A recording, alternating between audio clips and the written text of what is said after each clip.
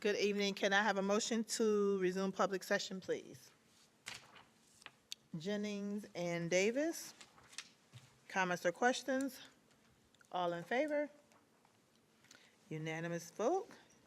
Can we please stand for the pledge?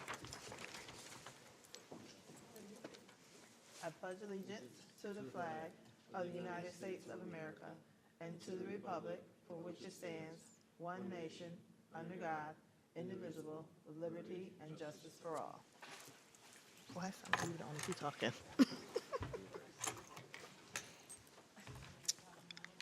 Thank you. Next up, we have GC Pride Awards.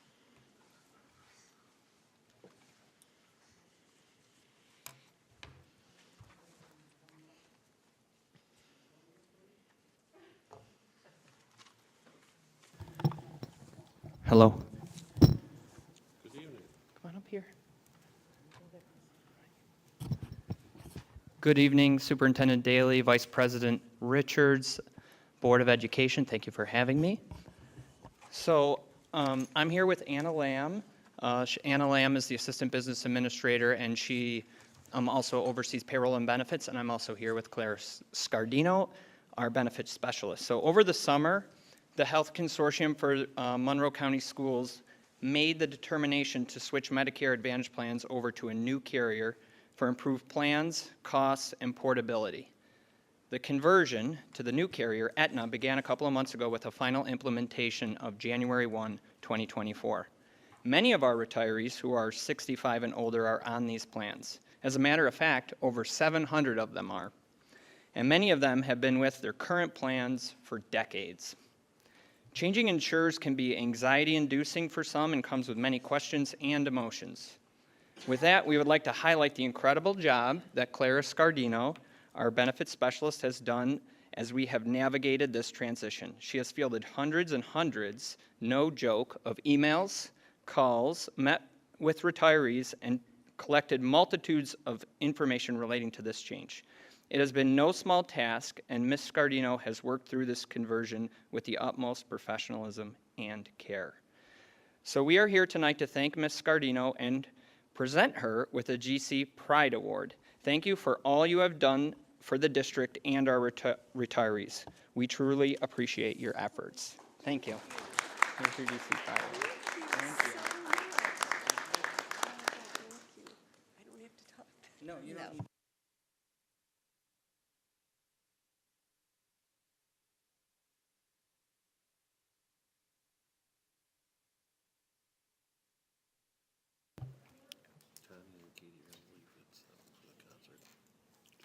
Okay.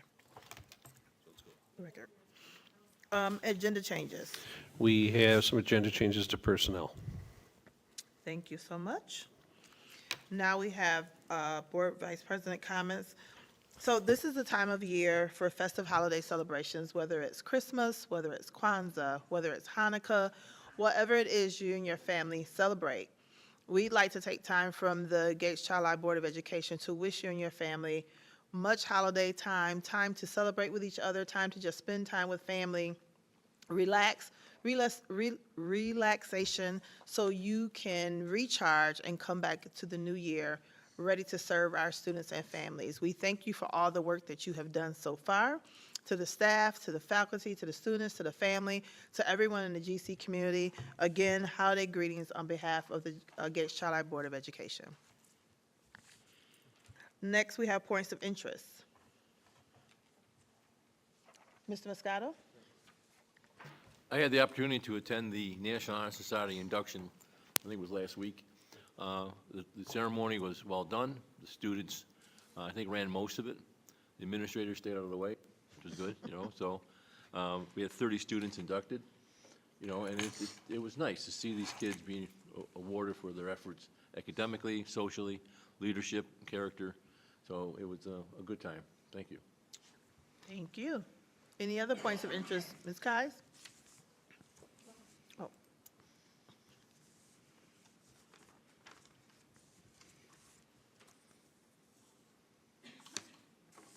Okay. We attended the band concert virtually last week because we had illness at home, but it was just nice to know that they offer that option to continued option after COVID, that you can attend that virtually. They did a nice job, the high school band concert. Thank you. Ms. Urbanowski? I attended Walt Disney's craft sale, and we had over 1,000 people come in those doors. It was awesome. Just seeing, a lot of families come out, and it was, a really good thing to see. They hadn't done it in years, so I'm really happy with the turnout that we had. And, Awesome. yeah. Thank you. Any other points of interest? If not, we move to report of meetings. Mr. Moscato? Thank you. Part of the Monroe County School Board Association Legislative Committee task is to advocate for education with our state representatives. We started that in earnest yesterday with a Zoom meeting. We had 6 representatives from the state legislature, including Senator Cooney and Assemblyman Harry Bronson, who represent part of our district. We asked a series of questions, starting out with the obvious one about the budget, and they were all singing the blues. It was just like it was pre-pandemic. If you ask anybody in 2016 how the budget was going, oh, it's going to be terrible. So that was the same old song. They do project a $4-point-something billion deficit, which will, of course, come down as they get closer to the end of the fiscal year. So we also talked about the bus mandate for zero emission, and there was some interest in modifying the process, if you will, the dates and things like that. I think they're starting to realize there's an issue with infrastructure, supply.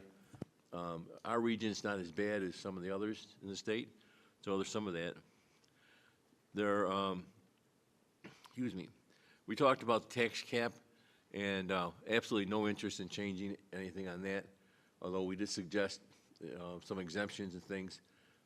Anything to help us, as we get into the issue of rising salaries, especially with the minimum wage going up over the next few years. So, and we did talk about mental health services. There seemed to be some interest again in maybe having a dedicated line in the budget to help with mental health. We'll have to see. Today we met with Assemblyman Meeks. Some of the same questions, some of the same answers.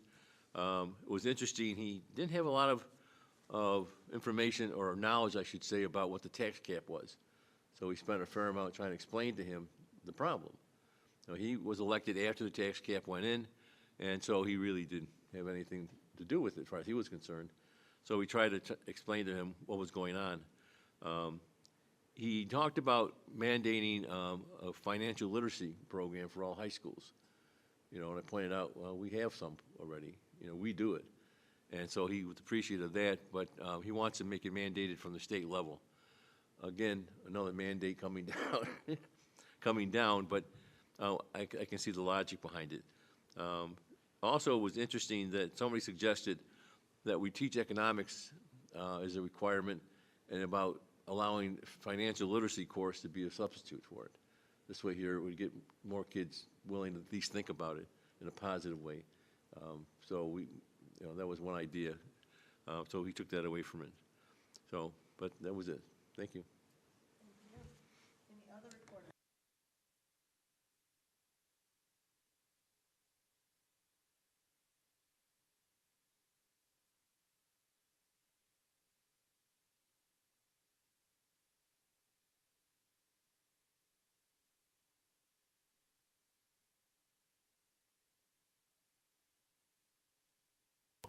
Okay, is it on now? We're good?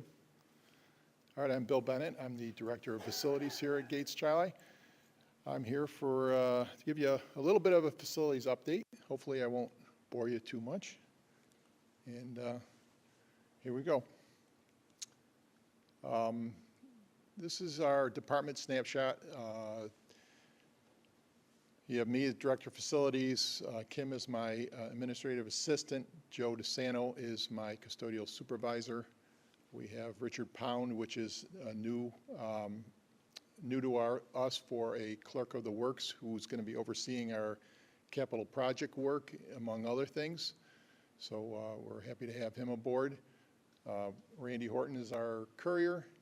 We have 5 full-time maintenance people that cover basically all the trades. We're very lucky here at Gates to have all the trades covered, and saves the district quite a bit of money being able to do stuff in-house rather than contract it out all the time. We have 4 full-time groundsmen, 1 being the head grounds person, and 1 seasonal grounds person in the spring, summer, and fall. 6 head custodians, 4 custodians. We have 4 lead cleaners. Now, this is a new, this past year that we've created. It takes the position of a cleaner, so it's not a complete new position, but it gives that person a little bit of authority as far as, and responsibility as far as closing up the elementary schools and having a one-point contact to call if something is going on at any of those elementary schools. So we're happy to have those. They're working out well so far. 27 cleaners, 6 substitute cleaners, and that varies depending on how much work we do give them, but usually it's pretty good. 13 full-time security guards, including Steve Torres, which is the security lead. We are looking for a security supervisor, and this would be above these people to oversee the whole security force. As we look at other districts and stuff, they have either a security supervisor or director of security. And with everything that's going on today and how security is one of the main things that we do is make sure all kids and staff and everybody is safe on the district. I think that we can focus, and we really need that position. So we're hoping to fill that position soon. And then on average, we have 8 to 12 summer helpers, and they help from anywhere from grounds to cleaning to also painting. So that's what we have for our support staff. They all work really hard and do a great job of making this district look great. Our mission statement, work together to provide a clean, safe, secure, and aesthetically pleasing environment to enhance an educational and community experience exceeding all expectations and in support of the district's mission and values. Our department snapshot overall, our total facility budget is $8,451,000, just a little bit over, and that includes your operation, your utilities, and payroll and benefits. Our maintenance and grounds department, we maintain 820,000 square feet plus of building space, approximately 230 acres of land. We have 21 athletic fields, 3 softball fields, 12 tennis courts, and 8 lane track and field complex. These all serve over 37,000 or 100 students and 800 staff members, and open to the community as well. So we're always maintaining stuff, even in the evening hours and stuff like that. And their budget is $1,998,000. So.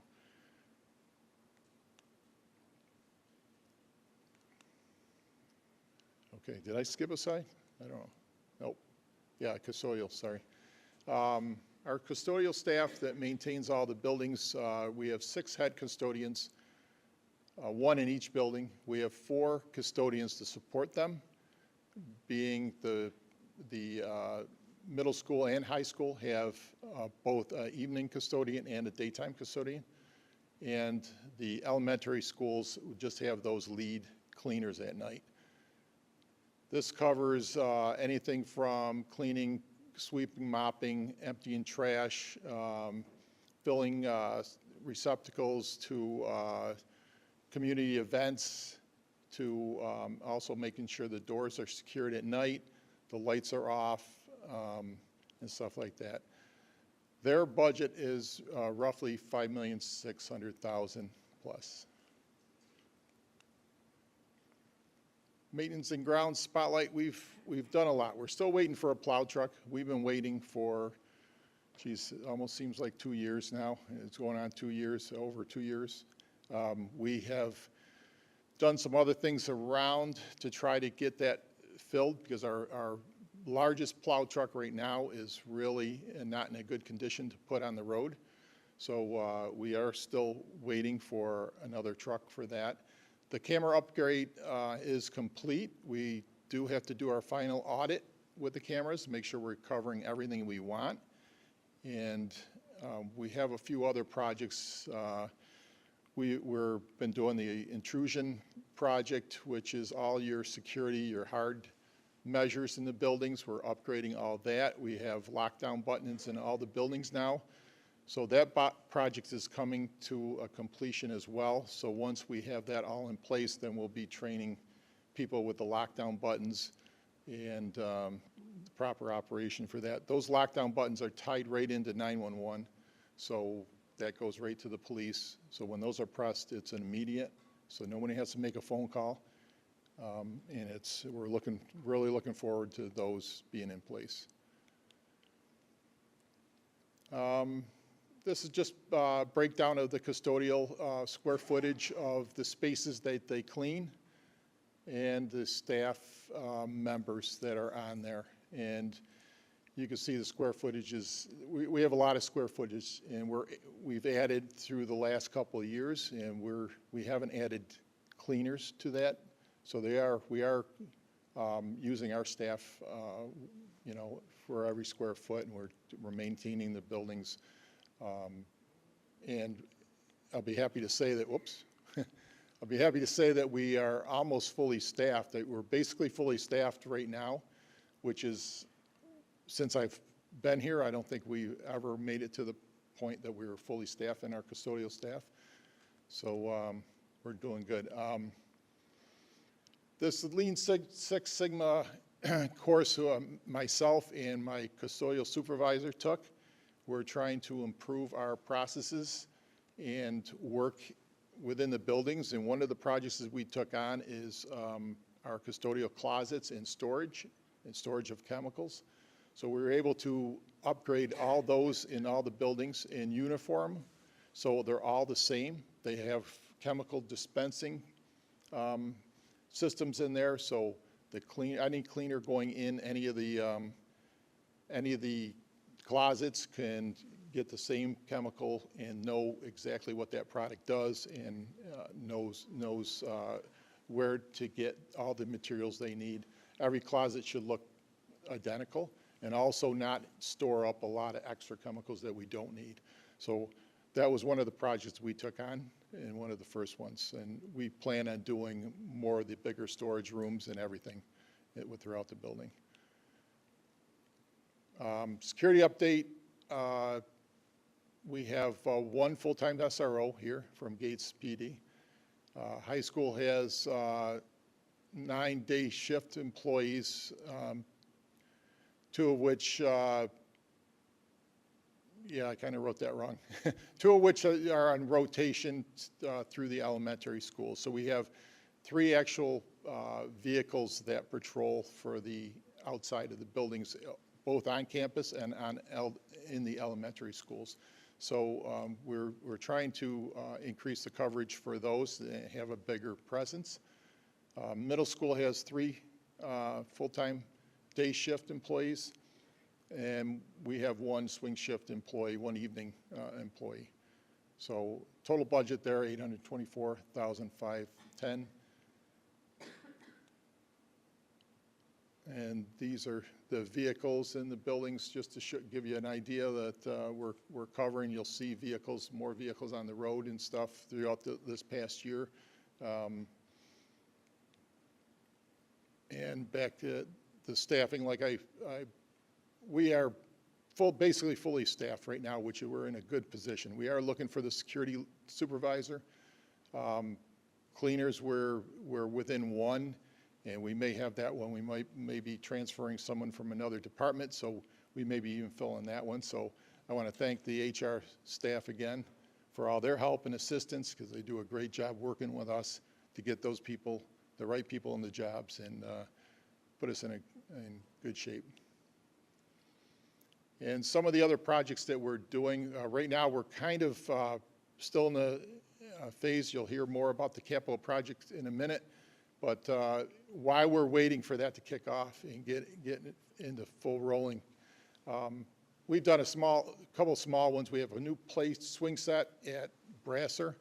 It was well needed because those old ones we had to take out because they didn't meet code anymore. And we also had to replace a water line at Walt Disney. Unfortunately, it was one of our newer parking lots, but it was patched up, and we did take care of that. And like I said, we've just finished up the cameras, the intrusion system, and all the security upgrades. So we've been working a long time when we get in between the projects. So we've been trying to keep up and keep improving everything. And that's it in a nutshell. It sounded like I flew through that, so I apologize. Do I have any questions? Anybody have any questions? Yes.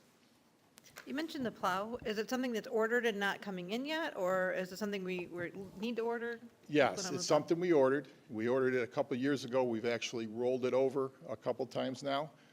We've actually ordered a smaller one in replacement of another vehicle right now, and it's in. They're just outfitting it. So when that one comes in, the size that we really needed, we're hoping to look at that then and evaluate what we want to do, because we have another one right behind it that's getting up there in age. And the problem with these is they're used for salting, they're used for plowing, they're used minimally in the summer and stuff for hauling and stuff, but that one that's getting replaced now is just a salt truck, because the body of it rotted out a while ago, and they had to make it into just a salter. And with that, it sits. So it's seen a lot of salt and weather and years, and it's really in poor shape right now. So we're hoping this other one comes in. So we. I believe it's a 2002. What is the, if they Yes. made a delivery, I mean, what is the? Mr. Hozart? Okay, that's my question. It's like, it's the same thing with lawnmowers, for instance. Those are really delayed. Some things are just taking a long time. Yep. Any other questions? Okay, Thank you. thank you. Yep. Let it go before we start. Next up, we're going to have the budget update. Hello again. All right, I'd like to quickly give you a budget update. So just reflecting back on the budget calendar, this was approved by the Board of Education on September 26th.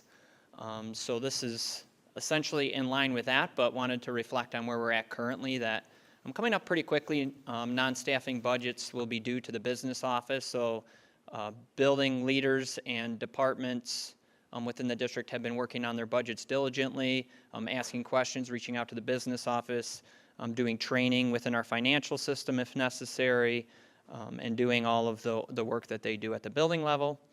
And then those budgets will be reviewed by the business office, particularly Anna Lamb and other people throughout departments. We'll be reviewing that, and we'll be looking at those with each group individually, so meeting with those directors and principals to talk about what's in their budget proposals. And from there, we get into non-staffing budgets, a further presentation in February, and then we get into all of the regular things that we do, like the tax levy limit calculation and preparing a budget for eventual board adoption in April, and then a budget vote in May. Any questions on that?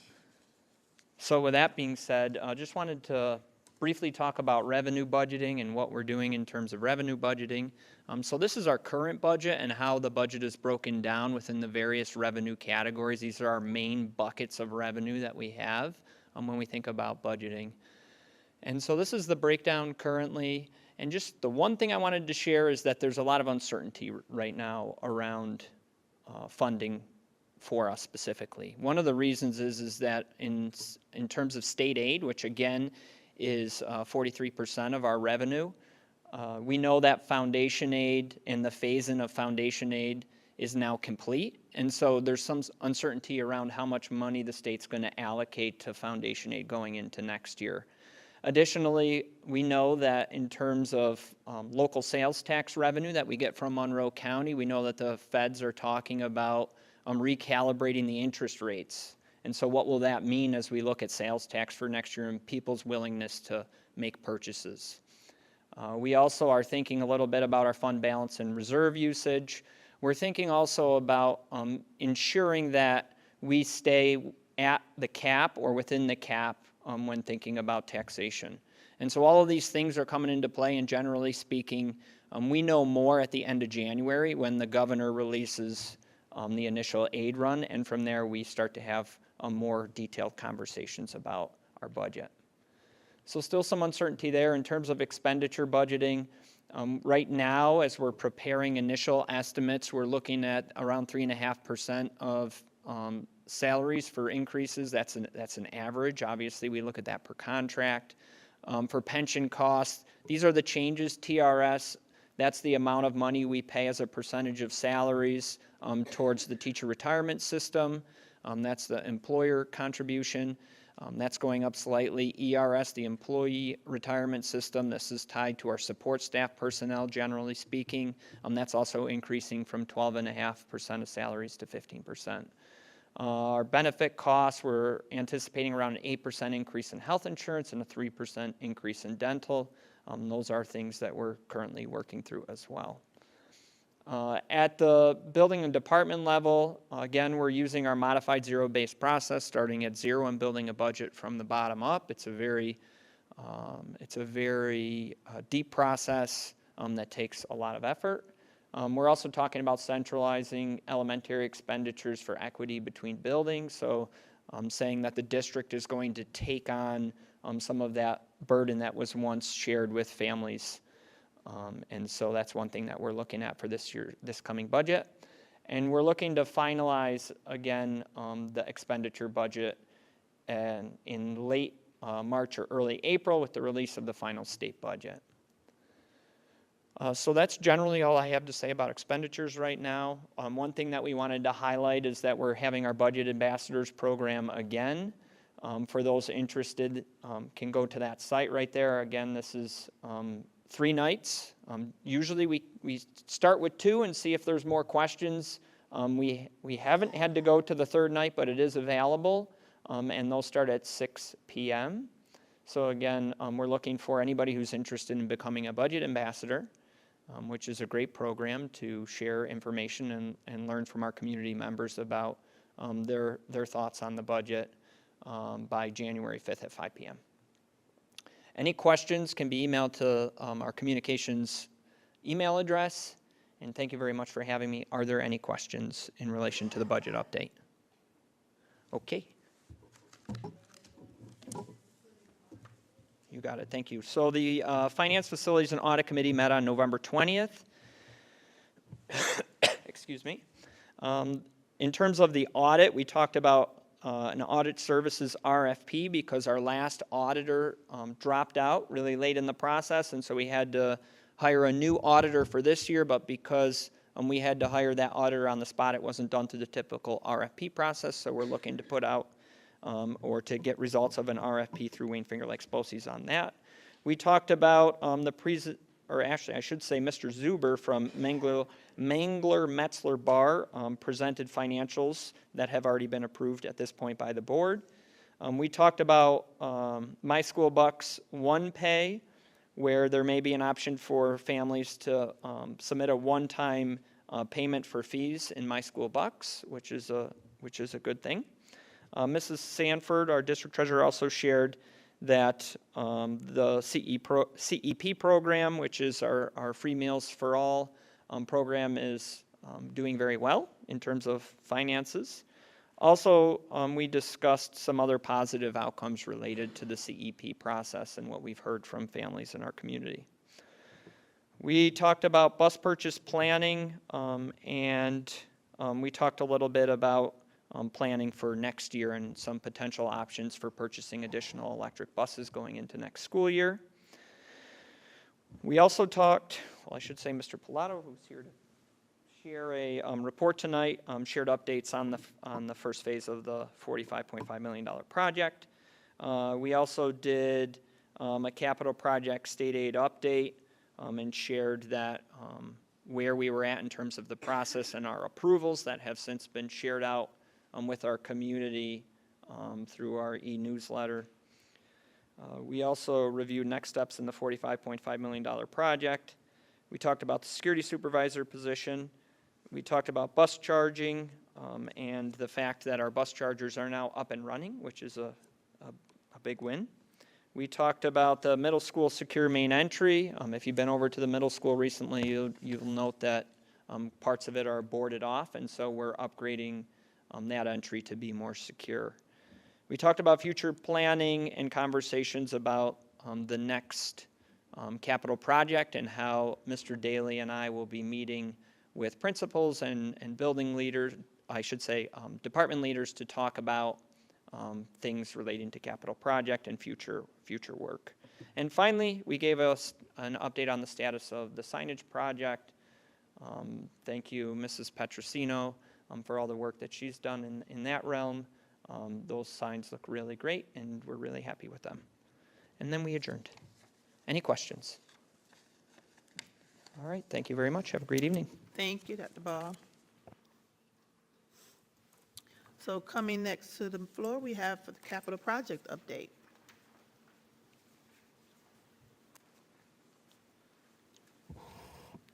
Good evening, everyone. You may remember me, Joe Pilato, from Campus Construction Management. I was here 2 months ago to give an update on the capital project, and with me tonight is Kurt Vader from SCI Design Group. tonight we're going to go through the scope of work again, as we talked about a couple months ago. Updated timeline with the approval of the capital project that we received from the state, and then where we are with the next steps for Phase 1 and Phase 2. Did those? As a reminder, Phase 1, high school work is the administration offices in what is now the West Side Academy.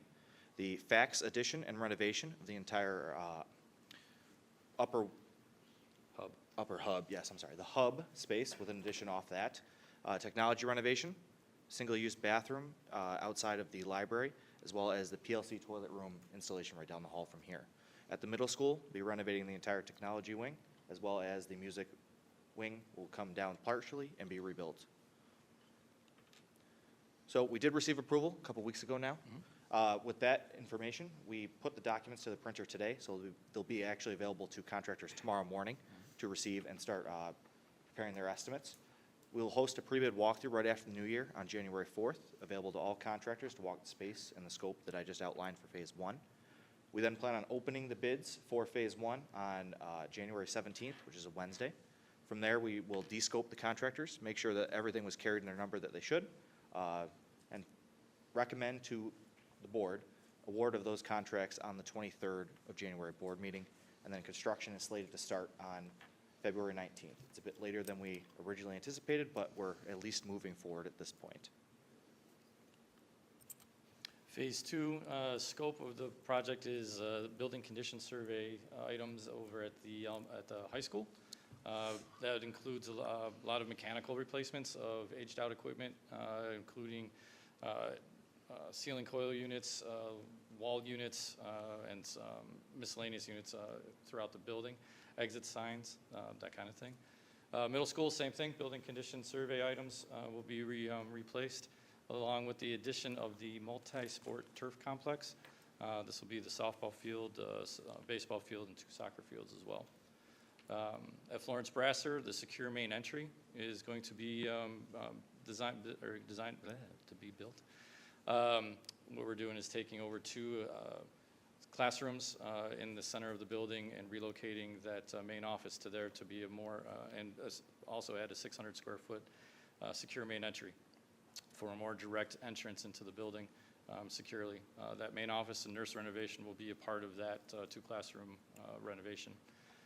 Select classrooms and office renovations will accompany that those modifications, and the parking and entryway expansion. So the extension of that long parking lot towards the residential area to accommodate the traffic patterns and everything, that parent drop-off. There's going to be a new parent drop-off loop in there as well to try and get as many cars off the street as possible. Progress to date on that Phase 2 project, we were meeting monthly with the district and stakeholders from April to September. That's during our design phase, our schematic and design development phases. In October, we kind of put pencils down with the district and picked up pencils on our office, and we will continue to work through construction documents with the plan of submission to the state in January. The stakeholders that we met with included the Florence Blaster Elementary staff, district office staff, transportation staff for the parking, athletic staff for the fields, and then a lot of staff with Bill's team, along with the director of security. For Phase 1, what comes next? Bid and award. Contractors are going to have the documents tomorrow. Campus is going to be calling these contractors, really driving recruitment to get as many bids as possible, which helps us with lower costs. From there, construction commencing in February, and we'll be continuing to give updates to the Board of Ed. I do want to point out that starting in February, while our anticipated original date was in December, January of this year and January 24, we do still plan on hitting our target end date of end of year 2025 for completion. Next steps for Phase 2 would be continuing our construction document process, submitting to the state in January, where it will be at the state for 4 to 6 months, kind of where we're going.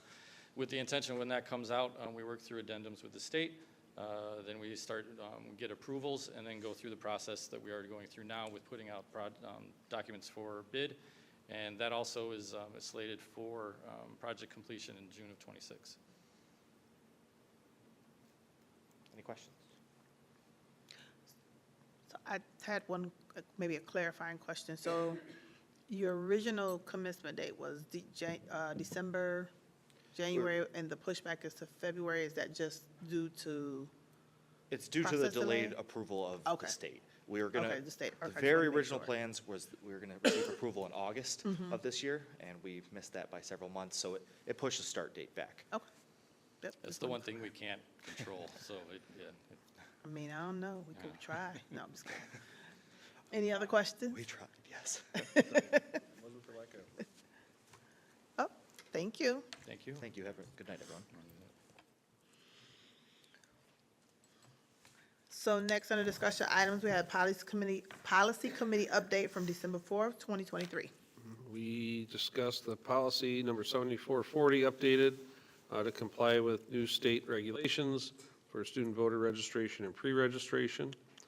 And the policy committee recommends to adopt it tonight by waiving the reading later on and action items. Okay. So then there was the first read of policy 7440, student voter registration and pre-registration. Any questions or comments? Go ahead. Long? Oh, We hold do on. It's Action not items, there we'll yet. do that. You're It's well done. coming. I think we're good. No other questions or discussion? All right, so next we have approval of the consensus agenda. Can I have a motion to approve the consensus agenda? Littlewood, Jennings? All in favor, discussion? All in favor? And unanimous? Can I next get an approval of consensus items? Can I get a motion to approve consensus items C through L? Motion, please. Kais, Jennings? Comments or questions? I just wanted to publicly thank the people who donated money to the Service Club. This has been something that's been on for a long time, and it's done a lot of great work. And it's nice to see people in the community, acknowledging that by making donations for the Christmas projects. So, thank you. Thank you, Ms. Moscato. Any other comments or questions? All in favor? Unanimous vote.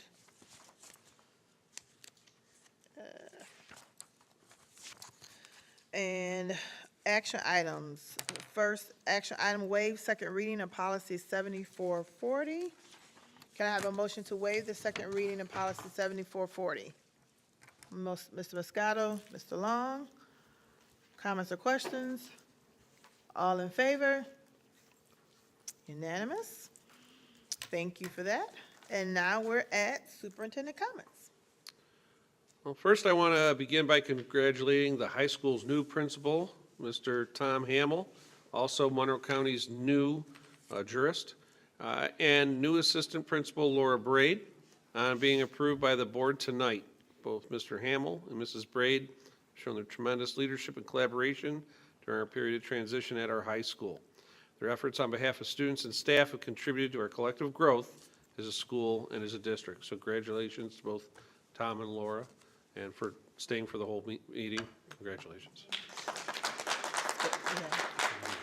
We gotta go back. One more addition to our district since our last meeting, brand new signage. If you have visited the main campus over the last few days, you probably noticed new signs at the entrances to campus, new wayfinding signs to direct you to points of interest, parking lot signs, and building signs at our 2 school buildings and transportation. Also new to our campus this week are 2 more charging stations for our electric school buses. These 2 new fast chargers can charge up to 4 buses at the same time and in less than half the time.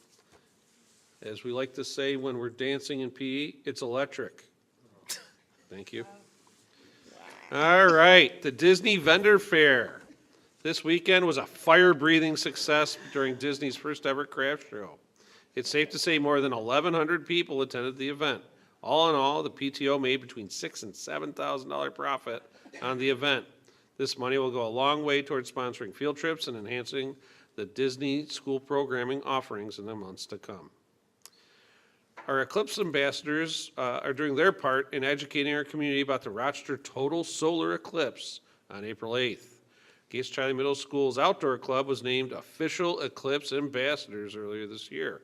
Since then, they've been providing education and information in our monthly e-newsletter and at our Fall Family Fest back in November. Last week, they hosted an event of their own that featured activities, crafts, snacks, and more. More than 100 people came out, including Channel 13. You can see their story linked on our district homepage under What's New. Moving now to music, the Gates Chiley High School Jazz Ensemble and Show Choir had a special opportunity to perform at the county office building this week. The spirit of the season was on full display in person and on their live stream. Great job, Spartans. And other concerts were also a smashing success last week. Up tonight is our middle school chorus at 7 p.m., which you saw some of our members leaving to go see their children, and followed by the Disney Band and Chorus concert tomorrow evening at 7, and then the middle school 7th and 8th grade band concert on Thursday at 7 p.m. in our PAC.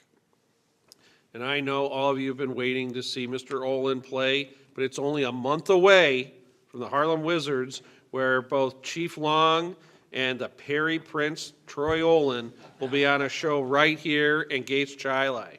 Tickets are now available, but they're going fast for the January 12th event at the Spartan Fieldhouse. Go to gateschiley.org/wizards to purchase your tickets today.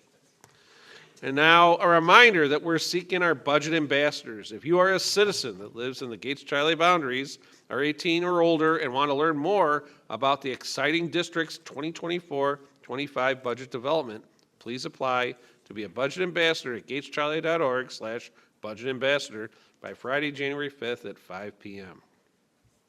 And finally, a reminder that our holiday recess this year begins before the weekend. There will be no school for students and 10-month staff beginning Friday, December 22nd through January 1st.